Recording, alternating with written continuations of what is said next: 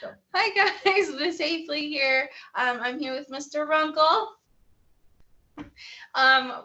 We are going to be making a nutrient agar plate, something that we would normally do in class together, but because of quarantine, we're unable to do that. So we thought that you would still like to see how that's done and learn how to do it. And so it'd be a skill, something that you could maybe use later on in high school for classes then. Okay. All right, so we only want to make enough nutrient agar plates for 4 specimens, and we have a couple of things that we have to have for us to be able to do that. So first of all, you have to sterilize the station that you're working on. So we kind of already went and cleaned this with some cleaner. If isopropyl alcohol works, bleach works for that. But whatever surface you're on, you want to definitely make sure that it's clean and sterile as best as you can. Nothing's ever going to be perfect. Okay? Never. No, never. Okay, so a couple of things that we need. We need a beaker, and I already have placed, you can kind of see it. There we go. Put it closer to the camera. Looks a little dirty, Hafley. You probably should have cleaned that a little bit better, right? Well, I tried my best. Uh-huh. I tried. Okay. So there's 100 milliliters of water in here. We are about to take out 4.6 grams of nutrient agar. And then we have our Petri dishes. So we have 4 of these. You can kind of hard to see because they're clear. But you don't want to open these yet until you're ready to pour the solution into each of these containers. Okay, so Mr. Uncle is getting our agar plates or agar nutrients measured out for us.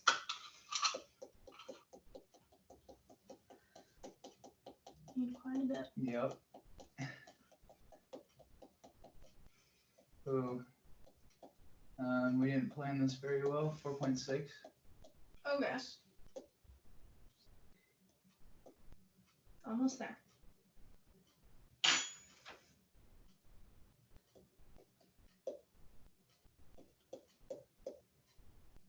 Oh. Okay, so we're at like 4.7, which is probably Mr. Uncle went a little too crazy with the agar. nutrient agar powdered. Okay, so we are going to now mix it, somehow get it off of the scale here and into. It would be smart to take off my watch because you don't want to cross-contaminate anything. Okay. Let's see here. Maybe a bigger piece of foil. I don't know. I'm just gonna go for it. Do it. Woo! Okay, good. See? That's how you do it. And we need 4 of those, correct? Yes. Okay. Well, that's enough to make. This is enough to make that many. Oh, okay. So we're not okay. Yeah, we don't have to do anything. Awesome. Okay, so I'm just kind of swirling this around to get it all nice and mixed in there. What we're gonna have to do now is we're gonna have to actually heat this. So we're gonna heat it up and like to a point where it's actually boiling. So a big reason like why we're using such a large jar is that when we heat this up, it won't be able to like boil over, or it at least makes it more difficult for it to boil over. So, oh gosh, don't breathe in at all. No. So you always want to waft anyways. But Yep. And I'm gonna go ahead and get a plate to cover it so it doesn't boil over. over. No. So the reason that we have to heat it up too is to make sure that it's sterile. So like the heat will kill off any bacteria or anything else that's like in. So like Mr. Uncle made that remark about how the jar wasn't very clean, or it looked like it wasn't very clean. It's clean. Don't worry. But that helps kill any of those things that are possibly in there. Okay. The survivors that are still hanging around. Yeah, the survivors. Yep. All right. Right now we're at about 30 seconds in the microwave. So 30 seconds. How's it looking, Mr. Runkle? Not seeing any boiling yet. Coming on a minute. Okay. Ooh. We have some science going on in here, actually. You might want to come look at this. So I'll bring the computer with me.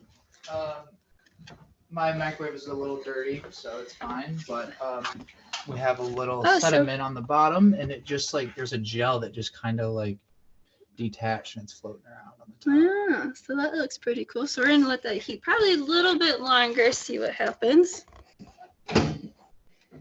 Alrighty. Okay. Now, Haefely, I haven't done this before. Is that normal to form I- a sediment on the bottom, a gel-like sediment? Yeah, it's been so long since I've actually made this. I'm not really sure. I never made these in college. We had them prepared for us at the time. Prepared? Yeah.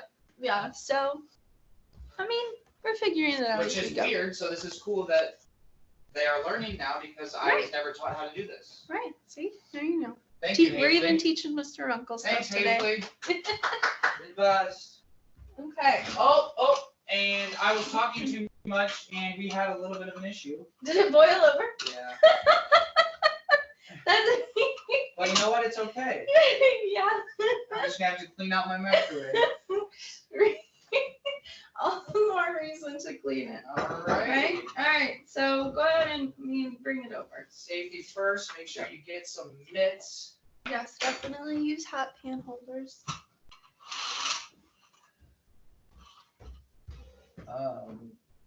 Paper towel. Yeah. Thank you. So you can kind of see a little bit.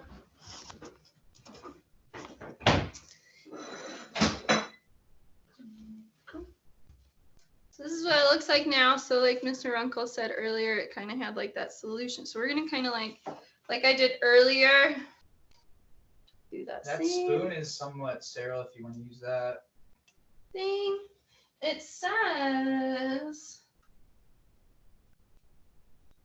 allow the boiled agar solution to cool at least 5 minutes before attempting to move the flask. Okay.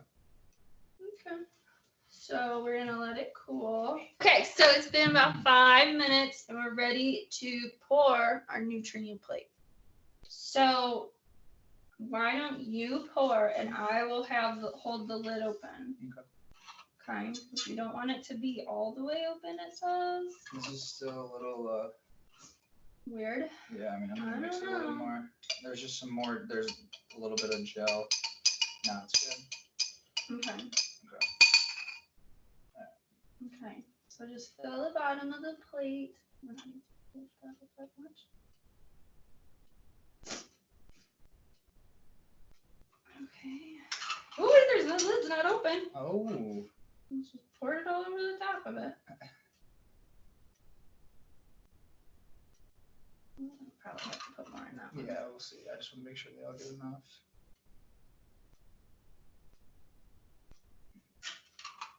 And more in that Yeah. one.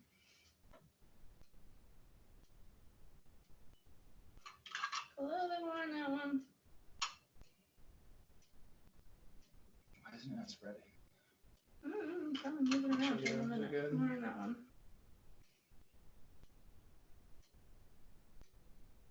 This one needs more too. Mm-hmm. This one, other one needs a little more. We can just shake them and they'll spread out more.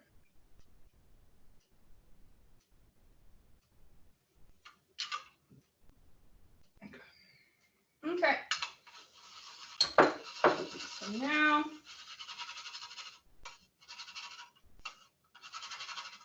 this was supposed to make Now they plate. just sit in the fridge for. No, so allow the plates to cool for at least 30 minutes undisturbed so that they solidify prior to use. Room temperature.